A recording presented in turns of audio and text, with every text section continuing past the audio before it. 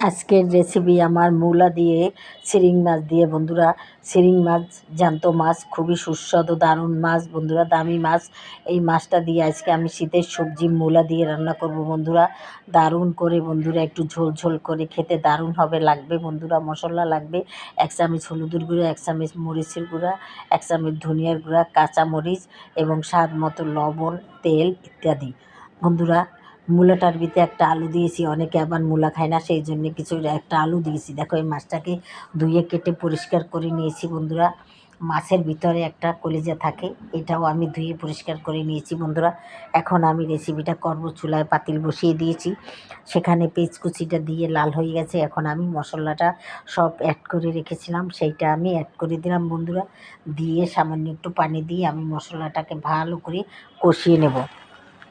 তারপরে বন্ধুরা আমি এই রেসিপিটা বন্ধুরা তোমরা একবার করে দেখবে, কত মজা হয়, কত সুস্বাদু হয়। এই শীতের দিনে নানান রকম সবজি যদি তোমরা দেশি মাছ, টাটকা মাছ দিয়ে রান্না করো, তাহলে খেয়ে দেখবে কত স্বাদ হয়, কত মজা হয় বন্ধুরা। তাই যাই হোক বন্ধুরা, আমার মশলাটা কষাচ্ছি ভালো করে। যত কষাবে অতই মশলা, যত কষাবে অতই রেসিপি ভালো হবে বন্ধুরা, খেতে স্বাদ হবে। তাই কষানো হয়ে গেছে বন্ধুরা। এখন আমি মূলাটা দিয়ে দিলাম। মূলাটা দিয়ে আবার কিছুক্ষণ কষিয়ে সেদ্ধ করে নেব। মাছটা দেবো একদম শেষে, কারণ বন্ধুরা মাছটা একটু নরম, সেই জন্য একটু পরে দেব। আগে দিলে মাছটা ভেঙে যাবে। তাই বন্ধুরা নামাবার আগে কিছুক্ষণ আগে আমি মাছটাকে দিয়ে দেব। ভালো করে আমি কষিয়ে নেব। মূলাটা যখন সিদ্ধ হবে তখন আমি পানি দেব, গরম পানি দেব বন্ধুরা। হয়ে গেছে বন্ধুরা, এখন আমি গরম পানি দিয়ে দিলাম। গরম পানি দিয়ে আবার ঢাকনা দিয়ে কিছুক্ষণ আমি জাল করে নেব, আর একটু সিদ্ধ করে নেব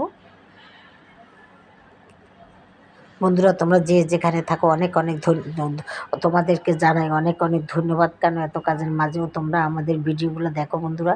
আর যদি আমার রেসিপিটা যে দেখবা যেখান থেকে, অবশ্যই একটা লাইক দিয়ে দেখবে বন্ধুরা। তোমরাই পারো বন্ধুরা আমাদেরকে এগিয়ে নিয়ে যেতে।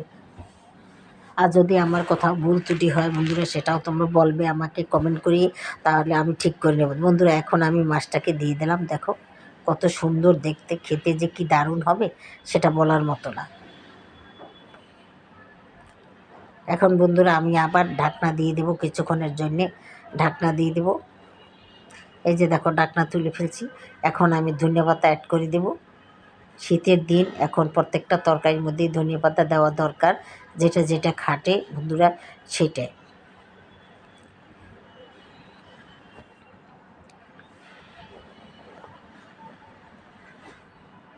প্রায় হয়ে আসছে, কিছুক্ষণের মধ্যেই আমি তোমাদেরকে পরিবেশন করে দেখাবো।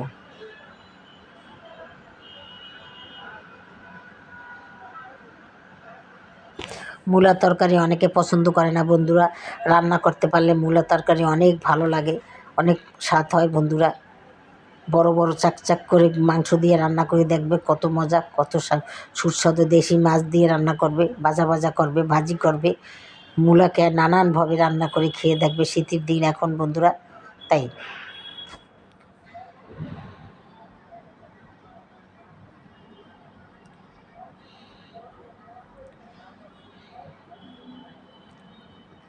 হয়ে গেছে বন্ধুরা আমার রেসিপিটা।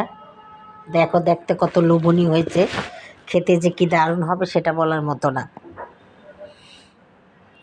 ছোটোবেলা মায়ের হাতের মূলার তরকারি এখনও আমাদের মুখে লেগে আছে। বড় বড় পুঁটি মাছ দিয়ে রান্না করতো, শীতের দিনে রান্না করে রাখতো, সকালবেলা কত সুন্দর ঠান্ডা হয়ে বসে থাকতো, এটা আমরা খেতাম বন্ধুরা। তাহলে দেখো আজকে আমার মাছে এই শিরিং মাছ এবং মূলার রেসিপিটা দেখো তোমাদের কেমন লাগে। যদি ভালো লাগে তাহলে আমার কথা মতন একবার রান্না করে খাবে।